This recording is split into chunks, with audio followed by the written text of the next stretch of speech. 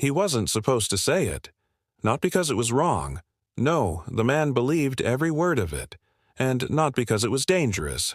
Though in 1775, speaking out against the British was exactly that. No, he wasn't supposed to say it because it was bad manners. You see, in colonial Virginia, you didn't just stand up in the middle of a political convention and start talking about death. It was impolite, dramatic, a little too final. These were men of reason, of diplomacy, of well-educated debate. And if they were going to start a revolution, they were at least going to do it civilly. But Patrick Henry, he wasn't much for civility. That's not to say he was rude. He just didn't believe in half measures. He was a lawyer by trade, a politician by necessity, and a troublemaker by birthright.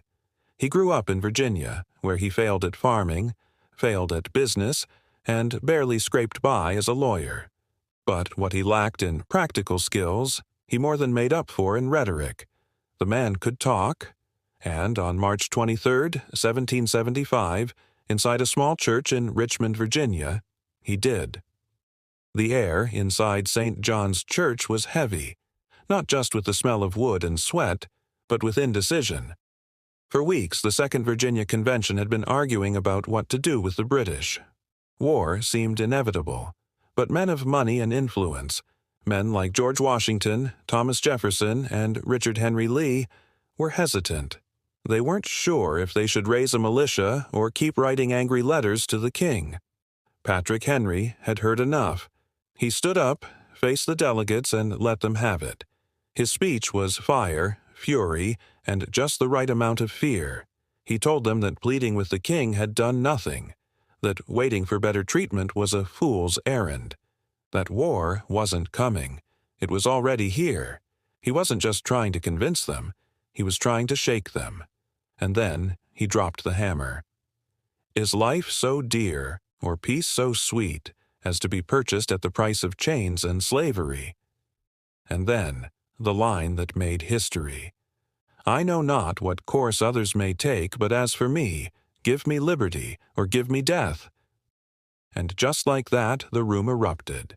Some men shouted in agreement. Others sat in stunned silence. A few, though history doesn't name them, probably crapped their pants. The revolution was no longer a question. It was a decision.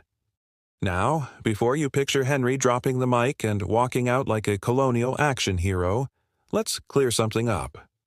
He wasn't the first to talk about freedom in dramatic terms. He wasn't even the first to mention choosing death over tyranny.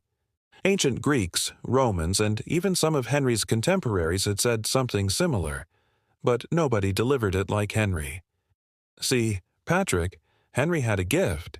He didn't just speak, he performed.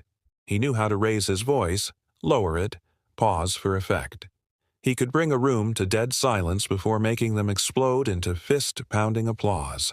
It wasn't just what he said, it was how he said it. And that's why we still remember it. You ever hear a phrase so powerful, so well-timed that it becomes the defining moment of a movement? It's rare. It takes the right words, at the right time, spoken by the right person. Lincoln had, "A house divided against itself cannot stand." Churchill had, "We shall never surrender." Kennedy had, "Ask not what your country can do for you. Ask what you can do for your country." And Patrick Henry, he had, "Give me liberty, or give me death."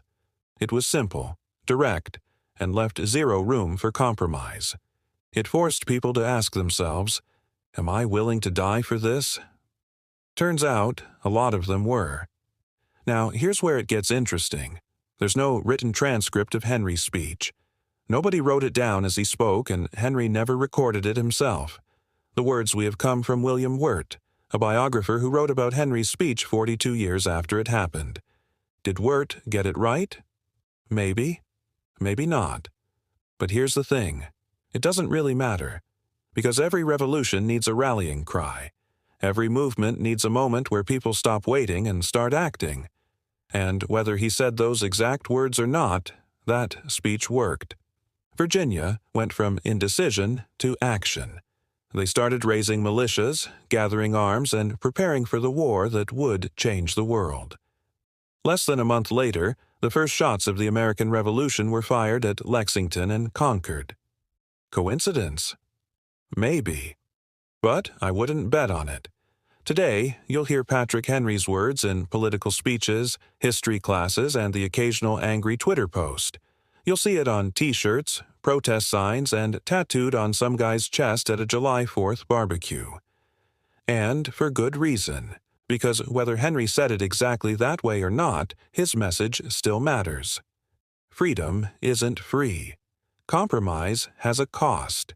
And sometimes when all the other options are gone, the only thing left to say is, "Give me liberty," or "Give me death."